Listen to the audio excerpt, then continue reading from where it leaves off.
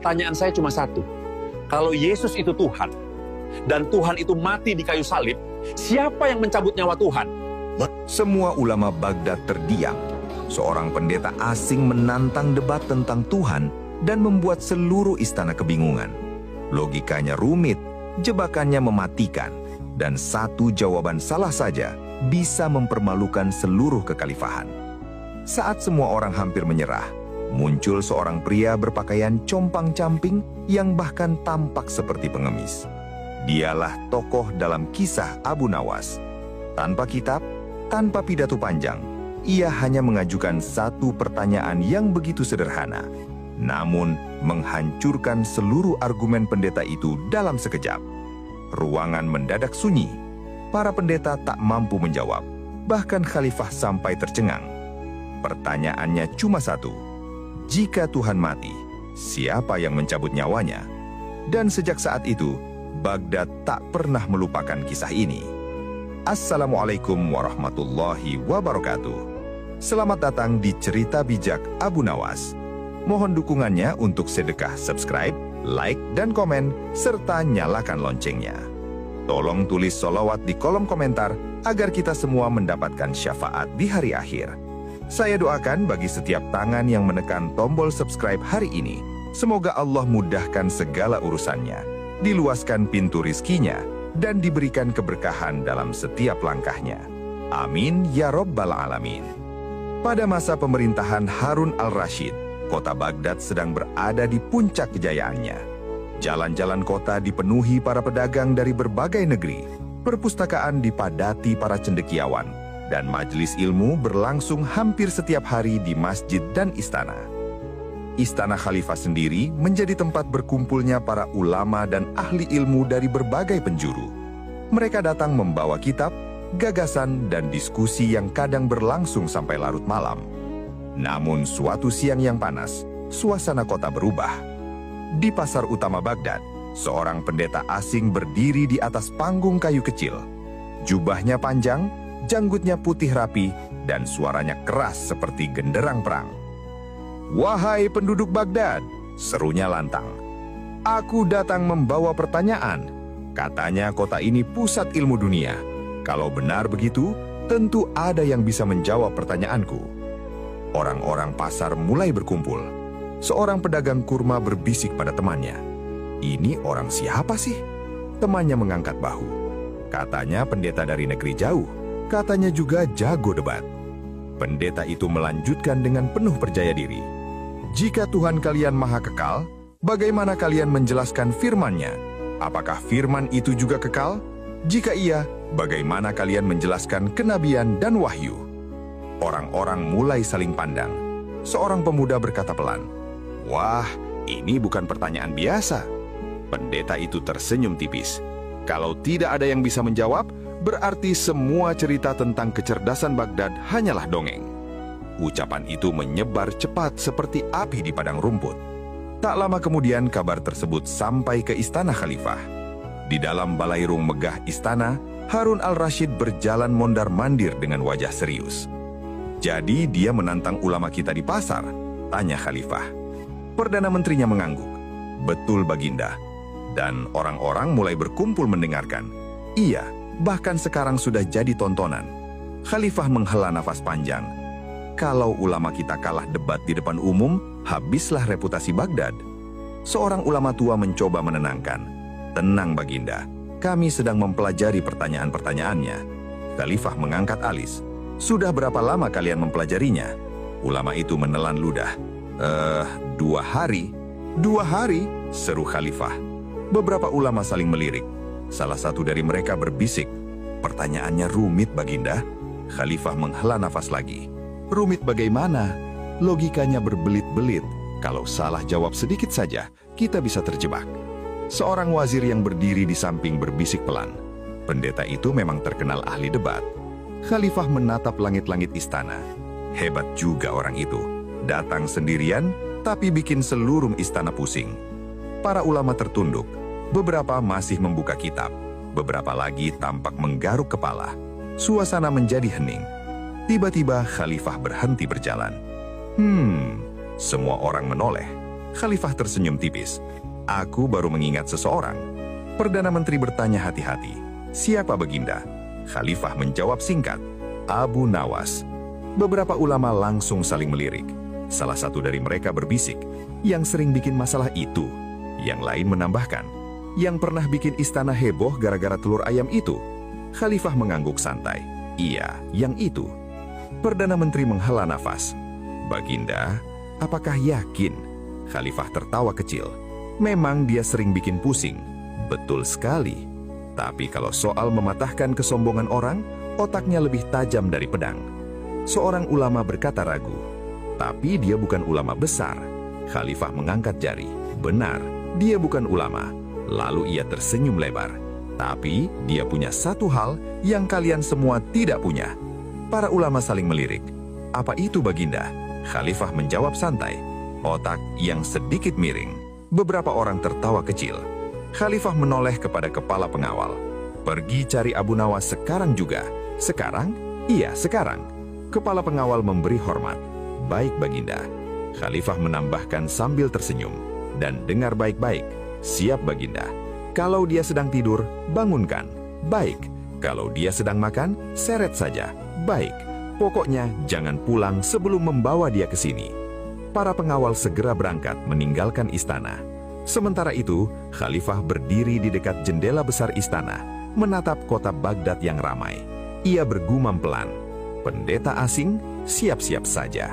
Senyum tipis muncul di wajahnya. Kali ini, kau akan berhadapan dengan orang paling aneh di Baghdad. Di pinggiran kota Baghdad, debu jalanan berterbangan tertiup angin siang yang panas. Rombongan pengawal istana menunggang kuda dengan tergesa-gesa, mengikuti perintah langsung dari Harun al-Rashid untuk menemukan satu orang yang paling tidak biasa di seluruh kota. Orang itu adalah Abu Nawas. Setelah bertanya ke beberapa penduduk, mereka akhirnya tiba di sebuah rumah sederhana yang hampir tersembunyi di balik pohon kurma. Namun, pemandangan yang mereka lihat benar-benar membuat mereka terdiam. Di tengah halaman rumah, Abu Nawas sedang berdiri sambil memegang kipas dari pelepah kurma. Di depannya, seekor keledai diikat pada tiang. Bukan itu yang aneh. Yang aneh adalah keledai itu sedang dijemur. Abu Nawas menepuk-nepuk punggung keledai itu sambil berkata serius. Tenang Dullah, sedikit lagi kering. Kepala pengawal menurunkan kuda dengan wajah bingung. Apa yang sedang kau lakukan? Abu Nawas menoleh santai. Oh, Tuan Pengawal, kebetulan sekali datang. Pengawal mengernyit. Kau sedang menjemur keledai? Abu Nawas mengangguk serius. Iya. Kenapa keledai dijemur? Abu Nawas menghela napas panjang seolah masalahnya sangat berat. Dia sedang patah hati. Para pengawal saling pandang. Patah hati? Iya. Abu Nawas menunjuk keledainya. Dia naksir kuda betina tetangga. Terus ditolak. Para pengawal hampir tertawa. Lalu kenapa harus dijemur? Abu Nawas menjelaskan dengan nada seperti dokter hewan profesional. Karena hatinya lembab. Hah? Hati lembab itu berbahaya, bisa bikin masuk angin jiwa. Pengawal mengusap wajahnya. Masuk angin jiwa? Iya, jadi saya jemur dulu, supaya hatinya kering dan kuat lagi. Para pengawal di belakang mulai menahan tawa. Kepala pengawal menghela napas panjang. Dengarkan Abu Nawas, kami tidak datang untuk membahas psikologi keledai. Abu Nawas mengangguk. Sayang sekali, padahal topik menarik. Kami membawa perintah dari Harun al-Rashid. Abu Nawas langsung menoleh. Wah, Baginda lagi. Iya. Beliau mimpi aneh lagi? Bukan. Kepala pengawal mulai kesal. Ada pendeta asing yang menantang debat. Baginda membutuhkanmu. Abu Nawas menyandarkan tubuhnya pada keledai. Debat? Iya. Debat itu capek. Para pengawal menatapnya tidak percaya. Capek? Iya. Otak harus diperas. Lalu Abu Nawas mengusap perutnya. Dan perutku sedang kosong. Kepala pengawal menatap tajam. Ini urusan negara. Abu Nawas mengangguk. Saya tahu. Jadi ikut kami sekarang. Abu Nawas tetap santai. Tidak bisa. Kenapa lagi? Saya lapar. Para pengawal mulai frustrasi. Kalau kau tidak ikut, Baginda bisa marah besar. Abu Nawas tetap santai.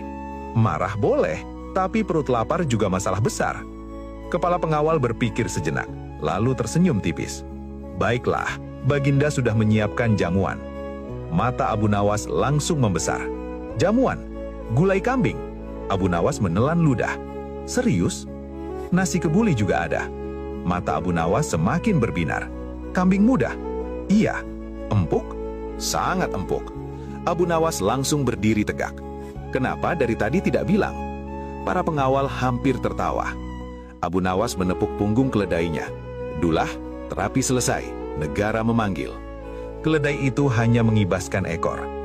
Tak lama kemudian, mereka tiba di gerbang istana. Namun tiba-tiba, Abu Nawas berhenti. Ia melihat sebatang kayu lapuk di tanah. Ia memungutnya. Bagus. Apalagi sekarang? Tanpa menjawab, Abu Nawas merobek lengan bajunya.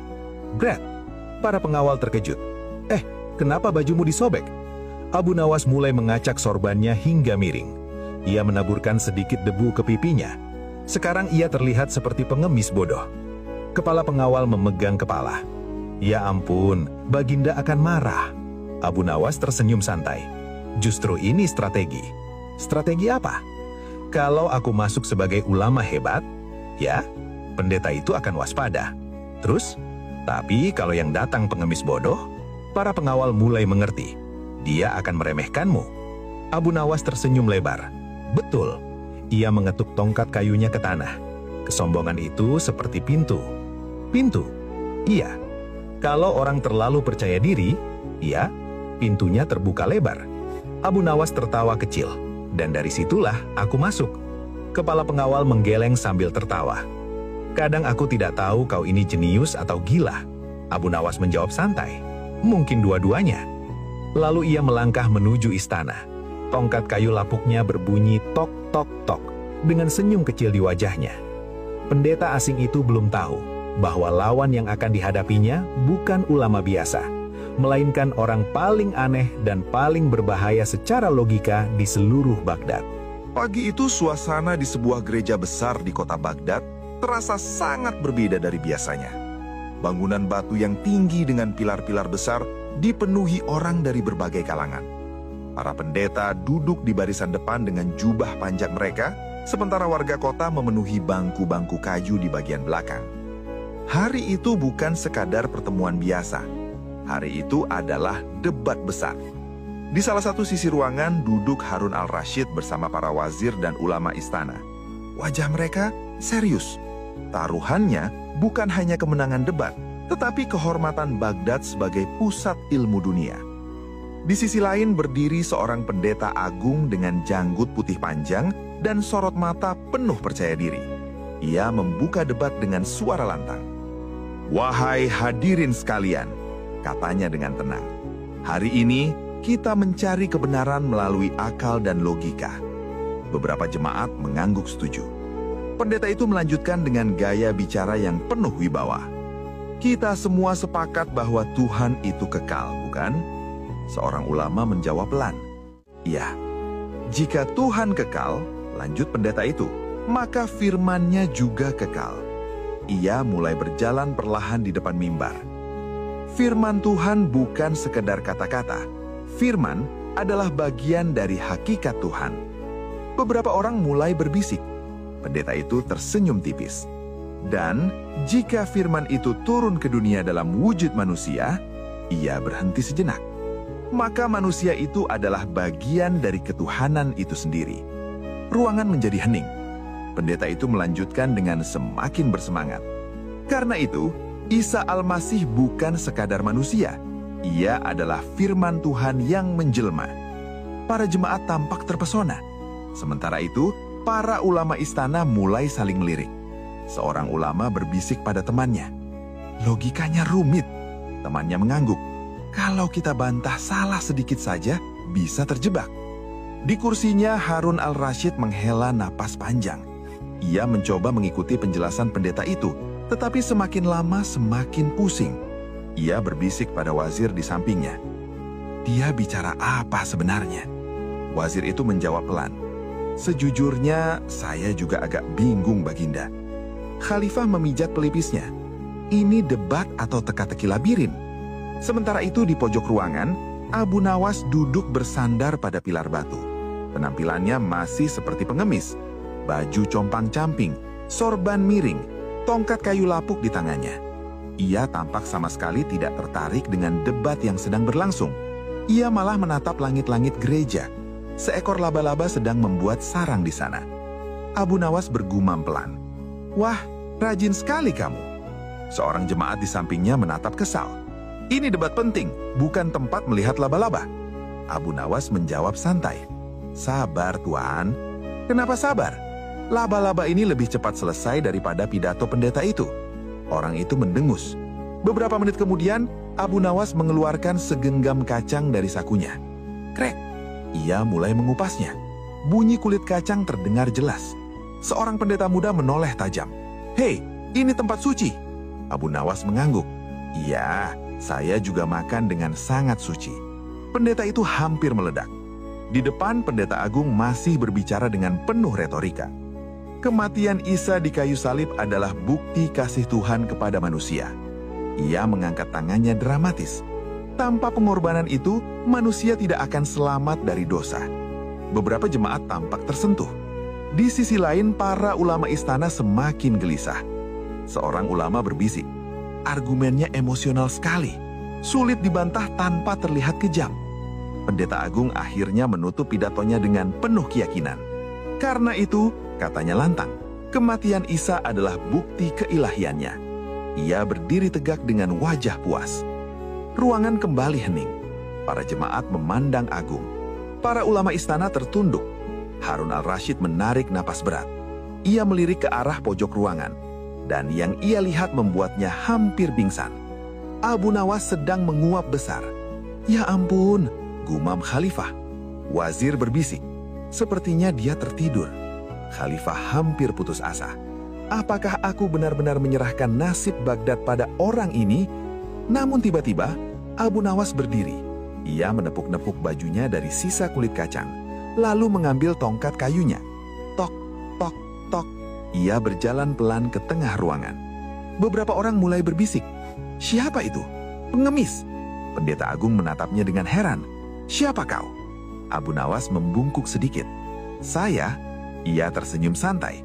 "Cuma orang bodoh yang punya satu pertanyaan kecil." Suasana gereja besar di kota Baghdad tiba-tiba berubah sunyi ketika Abu Nawas melangkah ke tengah ruangan. Tok, tok, tok.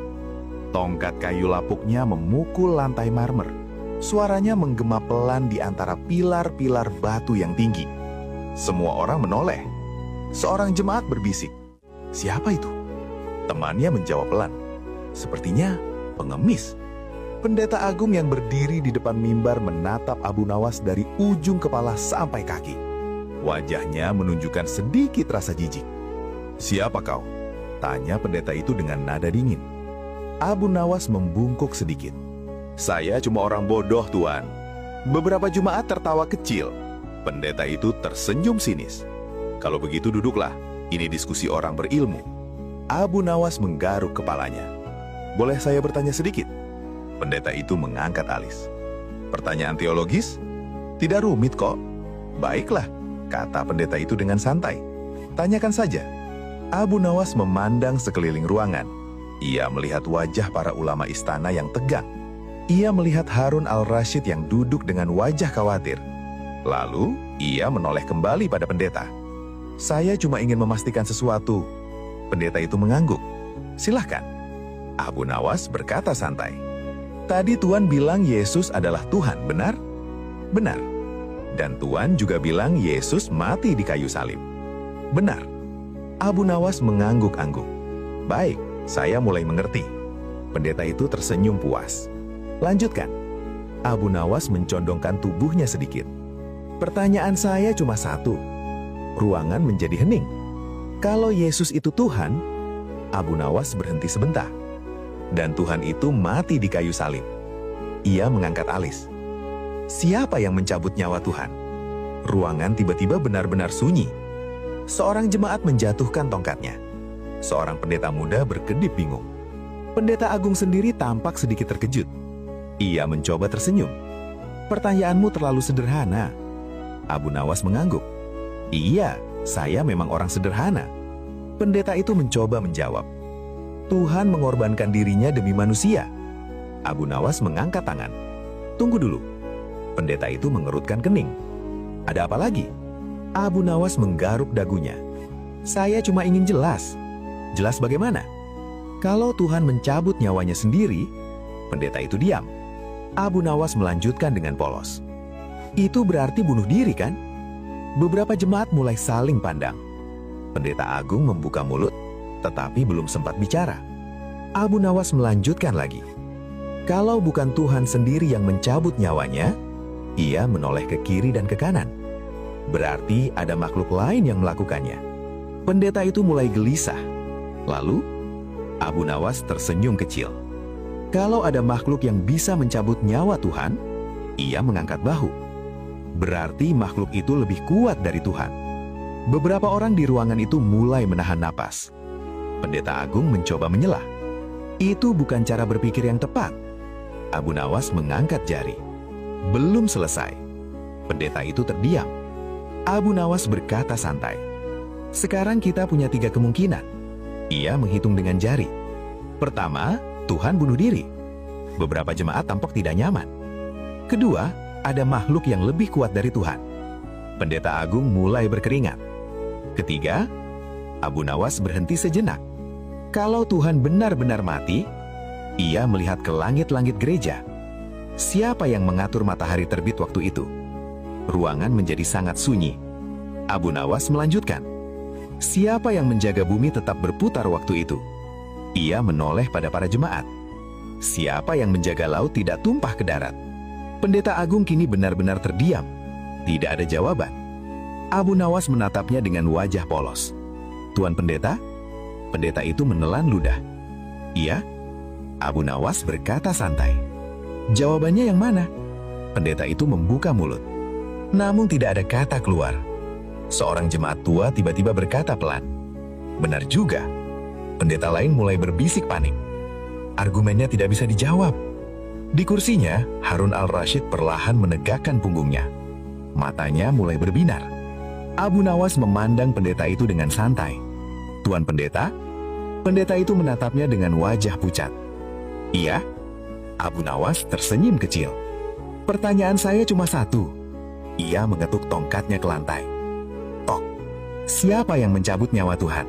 Keheningan di gereja itu akhirnya pecah. Beberapa orang mulai berbisik.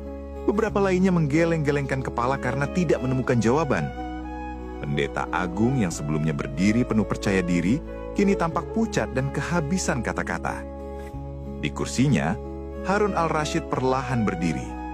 Matanya bersinar penuh kebanggaan. Ia menatap Abu Nawas yang masih berdiri santai dengan tongkat kayu lapuknya. Khalifah tertawa kecil. Cukup, seru Khalifah. Semua orang langsung menoleh. Debat ini selesai. Para ulama istana mulai tersenyum lega. Para jemaat masih terdiam memikirkan pertanyaan sederhana yang baru saja mengguncang seluruh ruangan. Khalifah berjalan mendekati Abu Nawas. Abu Nawas, katanya dengan nada kagum. Abu Nawas menunduk sedikit. Ya Baginda, kau benar-benar menyelamatkan wajah Baghdad hari ini. Abu Nawas mengangkat bahu santai. Ah, Baginda terlalu memuji. Saya cuma orang bodoh yang kebetulan suka bertanya. Beberapa orang tertawa kecil. Khalifah memberi isyarat pada bendahara istana. Bawa ke sini. Seorang pelayan datang membawa kantong kurit besar.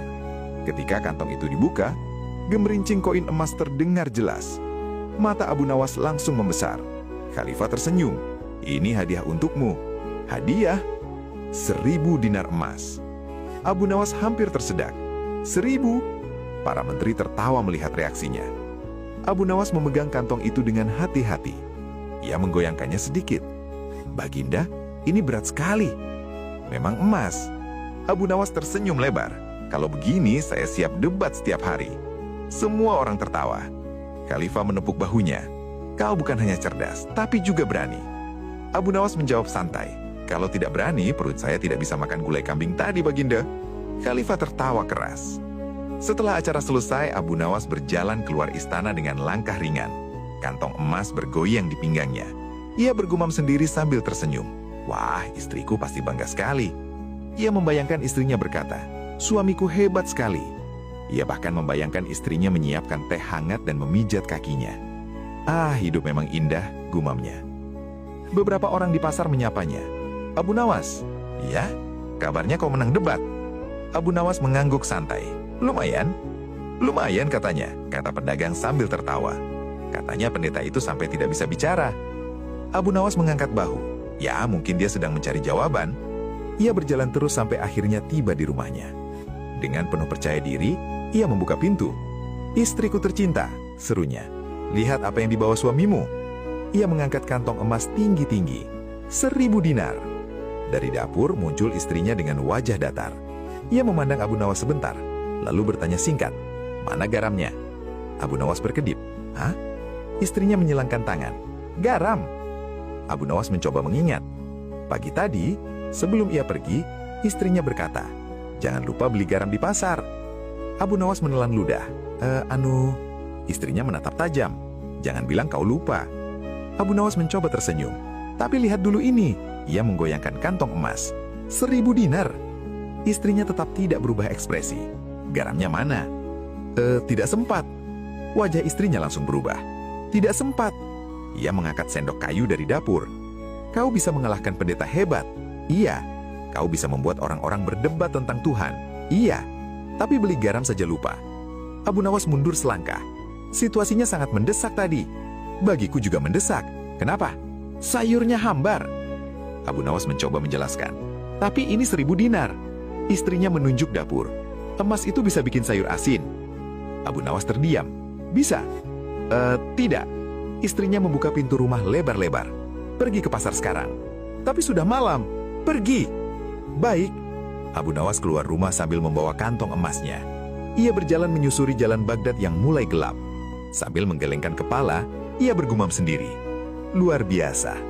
Seorang pedagang lewat bertanya, kenapa Abu Nawas? Ia menghela napas panjang. Tadi saya mengalahkan pendeta paling pintar di kota. Hebat. Abu Nawas mengangguk. Iya, tapi sekarang saya kalah debat dengan satu orang. Siapa? Abu Nawas menjawab pasrah. Istri saya. Ia melanjutkan berjalan ke pasar sambil tersenyum kecut. Benar juga, gumamnya. Menaklukkan 100 pendeta ternyata lebih mudah. Ia menghela napas daripada memenangkan debat dengan istri di rumah.